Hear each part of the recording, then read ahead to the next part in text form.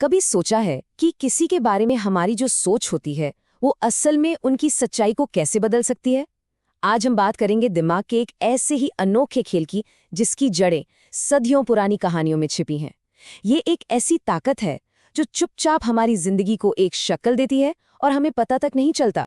जरा सोचिए, मिट्टी से बना एक बड़ा सा बेजान शरीर और बस एक जादुई शब्द उसके माथे पर लिखने से उसमें जान आ जाती है। नहीं, ये किसी फिल्म का सीन नहीं है। ये एक बहुत पुरानी कहानी है जो आज भी हमारी जिंदगी पर गहरा असर डालती है। तो चलिए थोड़ा समय में पीछे चलते हैं और इस पुरानी कहानी को जानते हैं। पर याद रखिए, ये सिर्फ एक कहानी नहीं है, इसमें एक बहुत बड़ा सबक छिपा है जो हमें आज के मनोविज्ञान के गहरे राज को समझने में मदद करेगा। तो कहानी हमें ले जाती है 16वीं सदी के प्राग शहर में। वहां लोगों ने अपनी हिफाजत के लिए मिट्टी से एक विशाल गोलम बनाया था और कहते हैं कि उसके माथे पर सत्य लिखते ही उसमें जिंदगी की लहर दौड़ जाती थी। लेकिन यही रक्षक, यही गोलम अगर गलत हाथों में पड़ जाए तो एक ऐसी विनाशकारी ताकत बन सकता था जिसे काबू करना नामुमकिन हो। तो अब सवाल ये उठता है कि मिट्टी के इस पुराने दानव की कहानी का आज की दुनिया से क्या लेना देना है?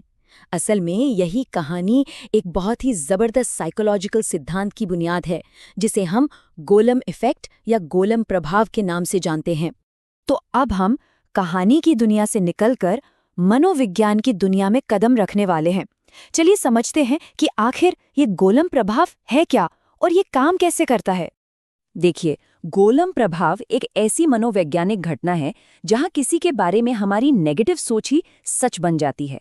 मतलब अगर किसी से ये उम्मीद की जाती है कि वो अच्छा काम नहीं करेगा तो बहुत ज्यादा चांस है कि वो सच में अच्छा काम नहीं कर पाएगा। ये एक बहुत ही खतरनाक नेगेटिव साइकिल है। अच्छा, तो ये नेगेटिव साइकिल काम कैसे करती है? देखिए, सबसे पहले किसी के बारे में कम उम्मीदें रखी जाती हैं।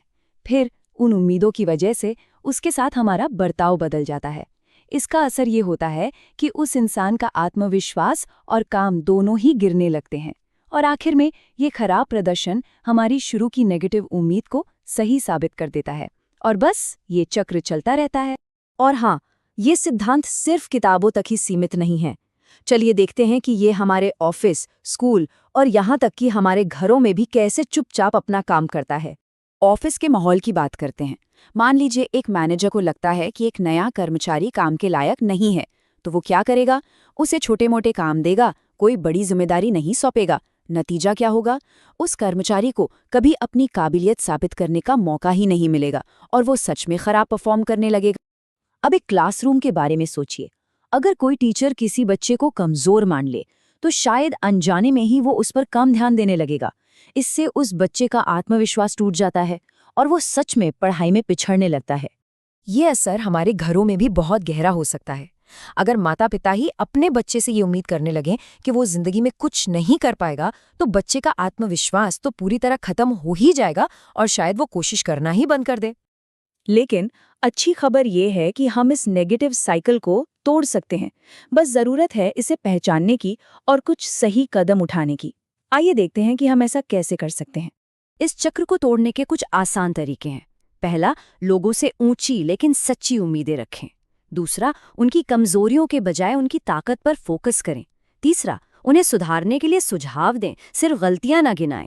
और सबसे जरूरी, एक ऐसा माहौल बनाए जहां हर कोई आगे बढ़ने के लिए मोटिवेटेड महसूस करे।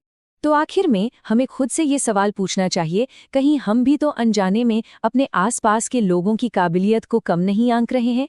याद रखें, हमारी उम्मीदों में किसी को बनाने या बिगाड़ने की ताकत होती है। अब चुनाव हमारे हाथ में है।